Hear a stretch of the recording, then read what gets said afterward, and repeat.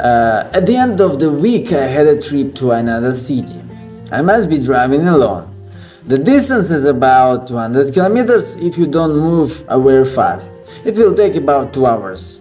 It seems not very far, but it's boring to go alone. And then I had a crazy idea to take some girl with me. I thought that there would be something to do with myself. Time would fly by unnoticed. So you need to look for a girl.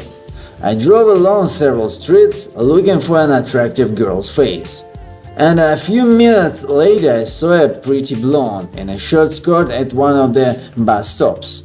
I understand that this is what I need. I parked my car behind the bus stop and walked to the newsstand past the blonde, brazenly looking at her as I go.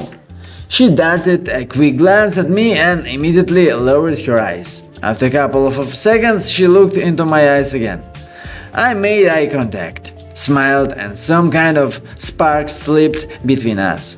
At that moment, I realized that the acquaintance would be successful. When you catch such glances and at the same time you feel a chill in your chest, as before jumping from an airplane, and joyful excitement and premonition of something good is growing, then you can come up and get to know each other. At the same time, you can carry any nonsense more or less adequate, and 99% that the acquaintance will turn out. It is impossible to accurately describe in words, but you can feel. I abruptly turned to the girl and said, looking straight into her eyes, one of the template. Girl, do you always look like that at strangers or just at me? Imposingly and with a slight smile. She slowed down a little from surprise and also smiling answered the question with a question. Do you always get to know girls this way or just me? Not always and not with everyone. I saw you and couldn't resist. We talked for a few more minutes, exchanging meaningless phrases. The main thing here was the energy and attraction that arose between us. Shield was almost non-existent. Basically, small checks for status, for adequacy, which almost all girls do, even unconsciously. The girl had a rare name, Viola.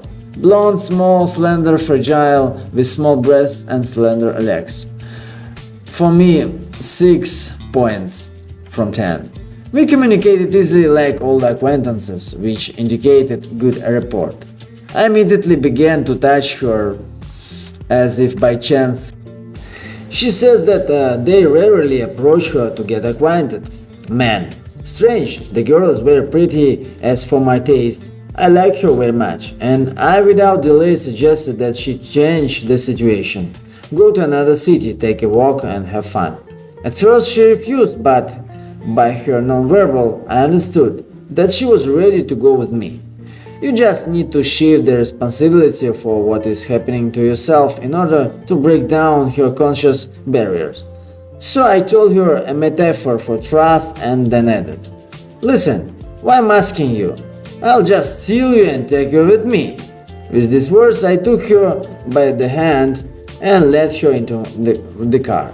She laughed and resisted, but I saw that it was all a game and continued. In the car she said that she agreed. She said needed to call her friend back and cancel the meeting. This once again confirms that if a girl likes you, then she will not come up with any excuses, and if there are some things to do, then she will be able to put them off. We drove even more than 2 hours. I was in no hurry. I didn't exceed the speed. I enjoyed the trip, the company of the girl, communication. She turned out to be an excellent interlocutor, smart, unobtrusive, with subtle humor. This combination is now rare to find. When we arrived, I decided my business in an hour and we went for a walk. They winded through the unfamiliar streets of the foreign city, held hands like school children.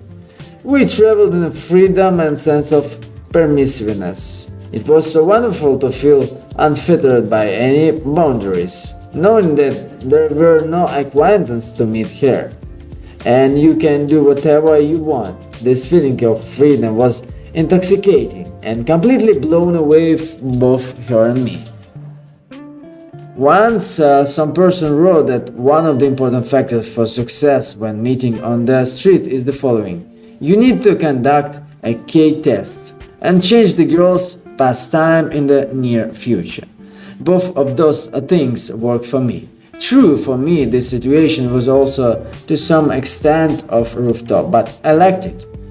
I constantly touched Viola, hugged her, she also me. I calibrated that she was very excited, so I took her straight to my room, which was already booked. We entered the hotel with difficulty restraining the desire to pounce on each other right in the elevator. On the way, I took a bottle of champagne, but I no longer wanted to drink it. Entering the room, I immediately took care of Viola.